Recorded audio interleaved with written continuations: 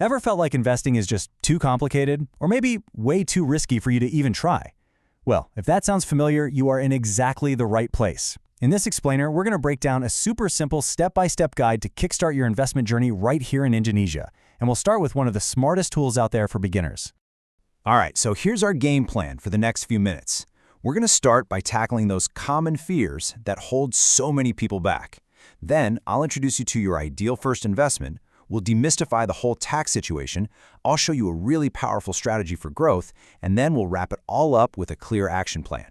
I promise by the end, you'll be ready to go.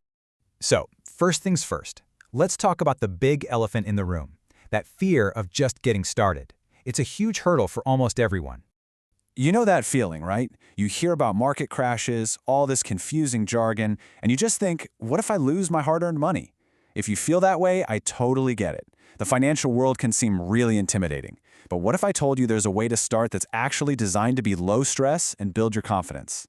So how do we solve this puzzle? Well, your safest first step, your entry point into the world of investing, is something called a money market mutual fund. Okay, so what on earth is that? A money market mutual fund, or Reksa Dana Pasar Uang, is basically a giant pot of money collected from a ton of different investors. A professional, an investment manager, takes that pot of money and invests it all in super safe short-term stuff. We're talking bank deposits and high-quality bonds that are due in less than a year. The goal here isn't to get wild returns, it's all about keeping your capital safe and stable. And here's the magic. This kind of fund is designed to crush all those beginner fears. First off, it's got the lowest risk profile of any mutual fund. You get stable, consistent growth without those crazy ups and downs you see in the stock market. It's also highly liquid, which means you can cash out really easily. Some platforms even let you do it instantly. You can start with as little as 10,000 rupiah. And the best part? It's all handled by professionals. And believe me, this is not some small niche product. We are talking trillions of rupiah being managed in these funds.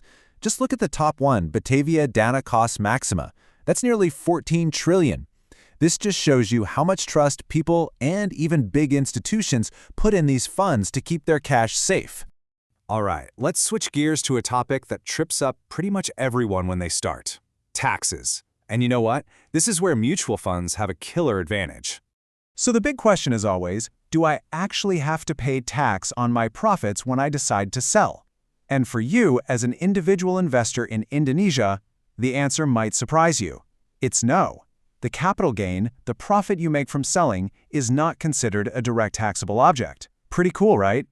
Wait, how does that even work? It's actually super clever. The fund itself earns income from its investments, like interest from bonds. The tax on that income is handled by the investment manager behind the scenes before you ever see the returns. So the price you see every day, the net asset value or NAV, is already after tax. The whole system is set up so you don't get taxed twice. Let's put this into perspective to see why it matters so much. If you put your money in a standard bank deposit, the interest you earn gets hit with a 20% final tax. Bam! With a mutual fund, the profits you make when you sell your units is not. That is a huge advantage that can really boost your overall returns over time. Okay, but here is a super important catch. Not a tax object does not mean it's invisible to the government. You are still legally required to report the total value of your mutual fund investment as an asset on your annual tax return, or SPT. This is all about reporting, not about paying tax on your gains. So, we've covered the what and the why. Now for the really fun part, the how. Look, the smartest way to invest, especially when you're starting out, isn't about trying to be a genius who can time the market. It's all about consistency, and there's a powerful strategy for that. It's called dollar cost averaging, or DCA. The idea couldn't be simpler. You invest a fixed amount of money on a regular schedule, say 1 million rupiah on the 10th of every single month, no matter what the market is doing.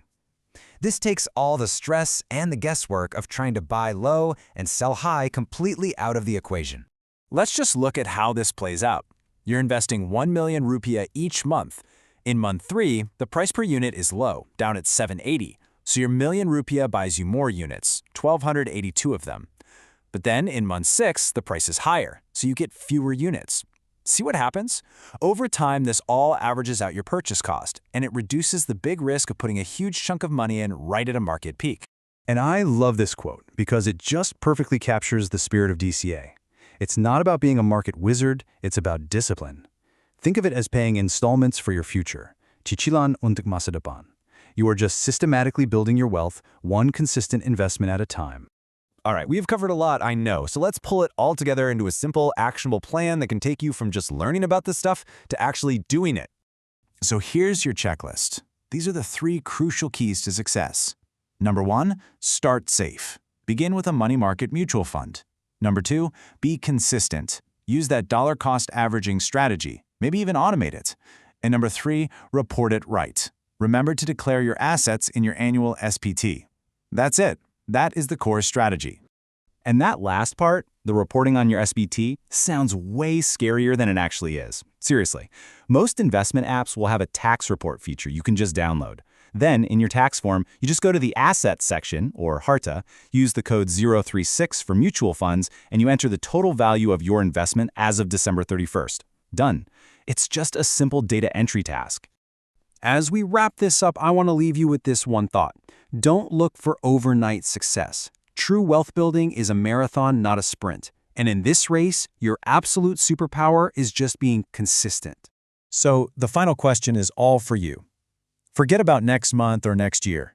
Whether it's downloading an app, exploring different money market funds, or just setting aside that first 100,000 rupiah, what is the one small step you can take today to get started on your own investment marathon?